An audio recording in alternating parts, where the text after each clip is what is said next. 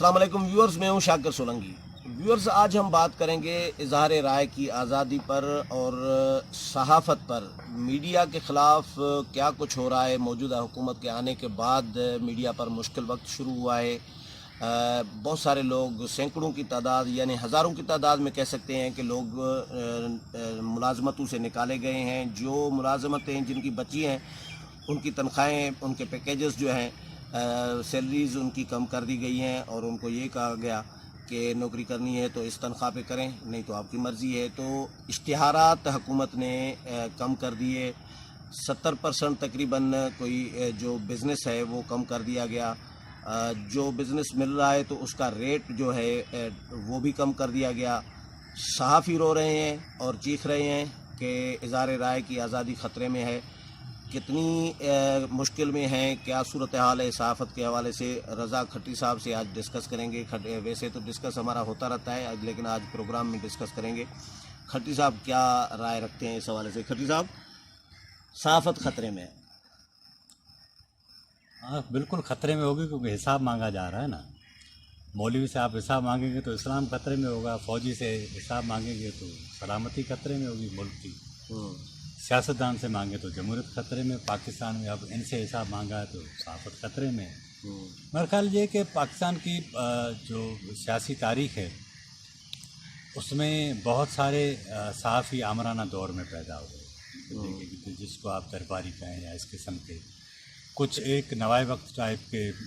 نوائے وقت کو اصل میں اخبار یا وہ نہیں کہتا، میں اس کو ایک مزاج، ایک نظریہ کہتا ہوں کہ نظریہ پاکستان کی بنیاد پر جو ہے وہ آپ باقی جس کو اس ملک کے رہنے والی قوموں کے ساتھ جو بھی کرنا ہے آپ کرتے جائیں، لیکن آپ کیونکہ وہ پاکستان کی بات کرتے ہیں اس سلسلے میں آپ کو کوئی بھی نہیں پوچھے گا۔ تو اب اس ساری صورتحال میں اگر ہم دو پچھلی حکومتوں کا ہم حساب کرتے ہیں نا، آپ کو یاد ہوگا کہ پیپلز پارٹی کی جب حکومت آئی تھی تو روز ہمارے اینکر صاحبان ٹیلی ویژن چینل پر روزانہ نہ صرف حکومت کا کھانا خراب کرتے تھے، لیکن لگتا ایسے تھا کہ کل حکومت گر جائے گی۔ کل نہیں بلکہ پروگرام ختم ہوگا، حکومت گر چکی ہوگی۔ لیکن انہوں نے 5 سال پورے کیے۔ اس کے بعد 3 مہینے دیتے رہتے تھے، مگر یہ کہ عجیب قسم کی صورتحال پیدا کی۔ اور اس کا میں ذاتی طور پہ سمجھتا ہوں کہ دیکھیں نا، آصف زرداری کو مسٹر 10% بھی انہی صحافیوں نے کیا۔ ہم اس سے انکار نہیں کرتے کہ وہ دودھ کے دلہے ہیں یا فرشتے ہیں، لیکن شریفوں نے جتنی کرپشن کی ہے ان کا انہوں نے دیلا بھی نہیں کیا زرداری صاحب نے۔ لیکن کیونکہ یہ وہ ہم کہتے ہیں وہ سندھی میں بے گتے قسم کے وہ انداز تھا ان کا کرپشن کرنے کا کہ کھایا تو منہ بھی صاف نہیں کیا، وہ بڑے جدید قسم، کیونکہ وہ شہری ٹچ تھا۔ ہاں، وہ سارا کرتے رہے، نون والے یا جتنے بھی تھے یا باقی دیگر ادوار میں جتنا بھی ہوا، لیکن وہ کیونکہ ایک مخصوص سرکل تک کرپشن ہوتی تھی، باہر جاتی نہیں تھی، تو اس کا کوئی حساب کتاب ہی نہیں ہوا۔ اب مجھے یہ بتائیں کہ نواز شریف کا جو دور تھا اس میں آپ مجھے، کیونکہ یہ 5 سال تو آپ کو یاد بھی ہوں گے، اس کے اندر جو کچھ صحافت کی آزادی تھی وہ پیسوں کی بنیاد پر خرید کی گئی، ٹھیک ہے نا۔ اس میں ان کی تشہیر ہوتی رہی، سارے کام ہوتے رہے، سب کچھ چلتا رہا۔ یہ الگ بات ہے کہ جب ڈان لیگز یا دیگر معاملات آئے، ان کے ریاستی اداروں سے معاملات خراب ہوئے، تو پھر کچھ چینلز جو ہیں نا ان کے خلاف اوپن آ کر کھڑے ہو گئے۔ اچھا، اب یہ تو ہو گیا دور۔ اب میں آپ کو ایک اور مثال دیتا ہوں۔ جب انتخابات ہو رہے تھے 2018 والے، تو ایک پروگرام میں ہمارے سینئر دوست ہیں مظہر عباس صاحب، انہوں نے کہا، وہ میرا خیال شاید وسعت اللہ خان کے جو پروگرام ہے ڈان کا، ذرا مجھے یاد پڑتا ہے شاید اس میں تھا، انہوں نے کہا کہ الیکشن کے دنوں میں پیسوں کی بوریاں بھر کر آتی تھی اداروں کے اندر، دفاتر کے اندر۔ اچھا، ہاں، انہوں نے کہا کہ مظہر عباس تول مول کے ساری بات کرتے ہیں، ایسے نہیں کرتے۔ انہوں نے کہا کہ پیسے جو ہے وہ بوریاں بھر کر آتی تھی۔ اب ایشو یہ ہے کہ اچھا، میری ایک بہت بڑے جرنلسٹ ہیں، اس سے بات ہوئی، وہ ڈائریکٹر نیوز ٹائپ کے بندے، انہوں نے کہا کہ نون لیگ کے دور میں جب اشتہارات کے پیسے جاری ہوتے تھے تو یہاں پاکستان کے بینک اکاؤنٹس میں بھی وہ پیسے نہیں جاتے تھے، ڈائریکٹ باہر جاتے تھے۔ اچھا، آپ مجھے بتائیں کہ ان 5 سالوں کے اندر جو میڈیا مالکان نے جو پیسے کمائے ہیں ان کا کوئی حساب کتاب ہے؟ ایک بات۔ آپ کے پاس پرنٹ میڈیا کا ایک پراپر قانون ہے، سارا ایک سسٹم ہے، اس کے نتیجے میں ان سارے لوگوں کو پتہ ہے کہ سرکاری اشتہارات کے جو ریٹ ہیں وہ پرائیویٹ اشتہارات سے کم ہوتے ہیں۔ اس کی 3 کیٹیگریز ہوتی ہیں، گورنمنٹ کمرشل اور پرائیویٹ، یعنی فرض کریں ایک پرائیویٹ کمپنی کا اشتہار کا ریٹ ہے 450 روپے پر ہم سمجھ لیتے ہیں نا، پر سینٹی میٹر، پر کالم سینٹی میٹر، ٹھیک ہے۔ ٹھیک ہے۔ وہ گورنمنٹ کمرشل جو ہے وہ تقریباً 350 ہوتا ہے، اور وہ جو سرکاری انفارمیشن کا ریٹ ہے وہ تقریباً 250 سوا 200 اس کے درمیان۔ آپ مجھے بتائیں یار، کوئی حد ہوتی ہے؟ یہی چینل پیپلز پارٹی کے دور میں چلتے رہے نا، تنخواہیں بھی بہت زیادہ تھیں، ٹائم پر دیتے تھے سارے لوگوں کو، اور ان کا کھانا خراب بھی کرتے تھے، ٹھیک ہے۔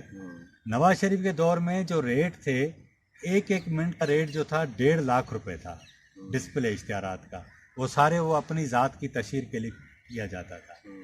اچھا، پرائیویٹ جو ریٹ تھا وہ میرے خیال 30-35 ہزار بھی نہیں تھا، تو اس کا مطلب ہے کہ یہ تو انہوں نے مل بیٹھ کے ایک نیکسس بنایا ہوا تھا۔ ایک تو یہ، دوسرا یہ ہوا نہیں، ہم اداروں کی ادارے تو چلے، میڈیا ایک انڈسٹری بن گیا ہے، ہم اس پہ نہیں آ رہے۔ نہیں، انڈسٹری نہیں بنا۔ میں آپ کو ایک اور بات بتاؤں، ہم ڈسکس کر رہے ہیں یہ مطیع اللہ جان کو نکال دینا، جو بول رہا ہے بندہ، میری بات نصرت جاوید کو، مرتضیٰ سولنگی کو، جو بھی بول رہا ہے نوکری سے فارغ کیا میں جاتا آپ کو ہے۔ ایک بات بتاتا ہوں، میری بات سنیں۔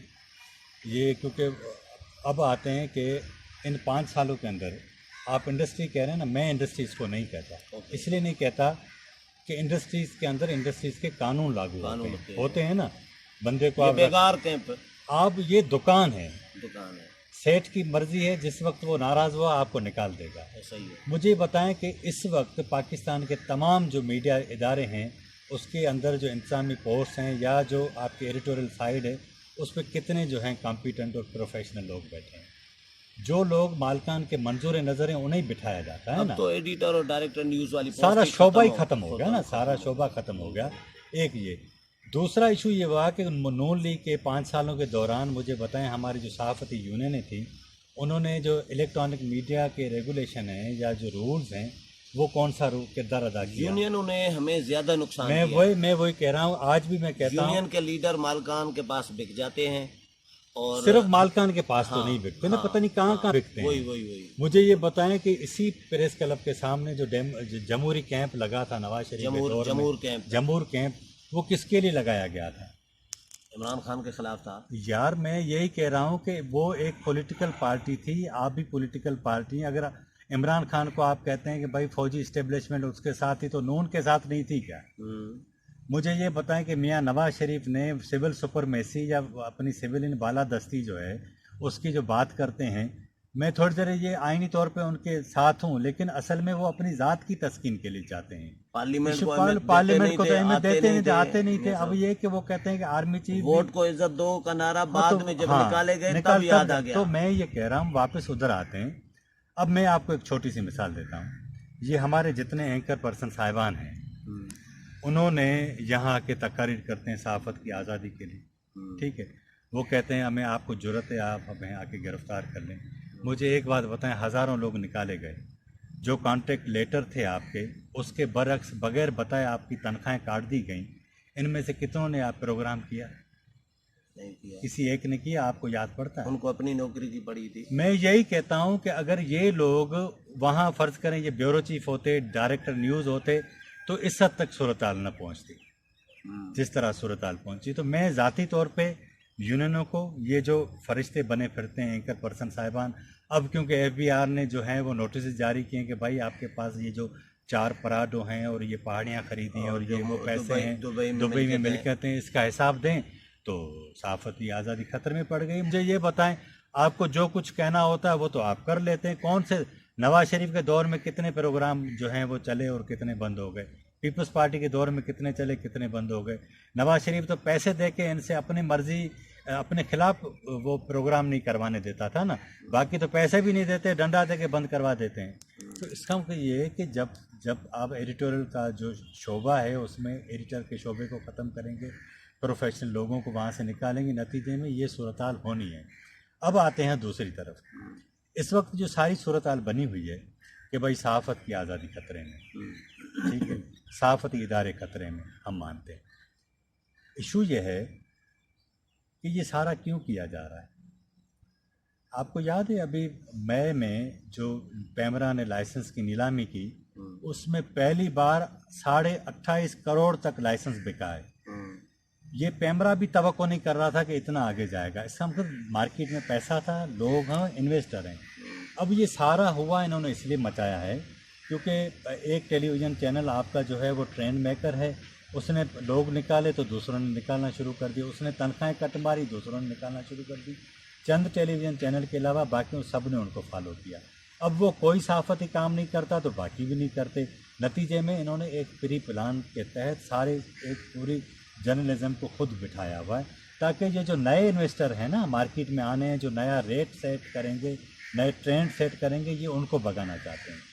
آپ اندازہ کریں کہ جب بول آیا تھا مارکیٹ میں, یہ الگ بات ہے کہ اس نے اتنے پیسے خرچ کر دیے کہ یہ بول کسی وقت کسی صورت نہیں بیٹھنا تھا, لیکن ان کی پالیسی خراب تھی. دوسرا انہوں نے اس کے لیے حالات ایسے پیدا کر دی, نتیجے میں اس کے مالک کو جیل جانا پڑا اور وہ چینل نہیں چل سکا. تو یہ ایشو صحافت کی آزادی کا ایشو نہیں ہے, اصل میں مالکان کا جو نیکسس بنا ہوا ہے. اب یہ اندازہ مجھے یہ بتائیں, ہائی کورٹ میں وہ گئے کہ بھائی یہ پی be a Pakistan Broad casting corporation جو ان کی یونین ہے وہ گئی, ایسوسیشن جو ہے وہ گئی کہ بھائی پاکستان میں اتنی کیپیسٹی نہیں ہے کہ اتنے چینل چلیں. یار مارکیٹ کے اندر اتنا بزنس ہے نا, 28 کروڑ روپے جو لوگ دے کر لائسنس لے رہے ہیں, 2-2.5 ارب روپے انویسٹ کریں گے, ہزاروں لوگ روزگار پہ لگیں گے, تو اس کا مطلب وہ پاگل تو نہیں ہے نا. مارکیٹ کا سروے کیا ہوگا, اتنی کیپیسٹی ہے. ایک بات تو بتائیں, ہر صحافی ڈرا ہوا نہیں ہے. ہم صحافت پہ تو ابھی ڈسکس کر رہے ہیں, لیکن ہم جب بات کر رہے ہوتے ہیں, ڈسکس کسی بھی پروگرام میں کر رہے ہوتے ہیں, تو ہم بہت محتاط ہو کے کر رہے ہوتے ہیں. تو یہ اظہار رائے کی آزادی پر قدغن نہیں ہے تو کیا ہے؟ اگر مطیع اللہ جان ایک پروگرام کرتا ہے تو اس کو نکال دیا جاتا ہے, مرتضیٰ سولنگی ایک پروگرام کرتا ہے اس کو نکال دیا جاتا ہے, پروگرام بند کر دیا جاتا ہے. نصرت جاوید پروگرام کرتا ہے تو اس کو بھی نکال دیا جاتا ہے. اس طرح کے کتنے اینکر صحافی نکلوائے گئے ہیں. میرا خیال یہ کہ اگر ایسا ہوتا نا تو حامد میر صاحب کو پہلے نکلوا دیا جاتا. جس طرح انہوں نے ویڈیو بنا کے اور للکارا فوجیوں کا نام نہ لے کر کے, آؤ جس ضرورت ہے تو مجھے گرفتار کرو اور میں بیٹھا ہوں, ٹھیک ہے نا. ایشو یہ ہے کہ آپ کو دیکھنا پڑے گا. میں اس میں ایک آپ کو اور مثال دیتا ہوں. ابھی ایک نئی مثال ہے کہ ہیرالڈ میگزین بند ہو گیا. کچھ پہ ہاتھ پہنچتا ہے, کچھ پہ نہیں پہنچتا, کچھ پہ دیر سے پہنچتا ہے. نہیں, دیر سے نہیں. ایشو یہ ہے کہ مجھے یہ بتائیں کہ یہ تو چھوٹے چھوٹے ٹارگیٹ. نہیں, میں آپ کو ایک بات بتاؤں. یہ ہمارے نصرت جاوید صاحب ڈاؤن سے گئے نا, وہاں وہ ڈاؤن سائزنگ کر رہے تھے. ابھی جہاں لگے ہیں کام کر رہے ہیں ان کے لیے تو یہ مشہور ہے کہ وہ چینل تو ہے ہی ان کا, جس چینل پر گئے ہیں.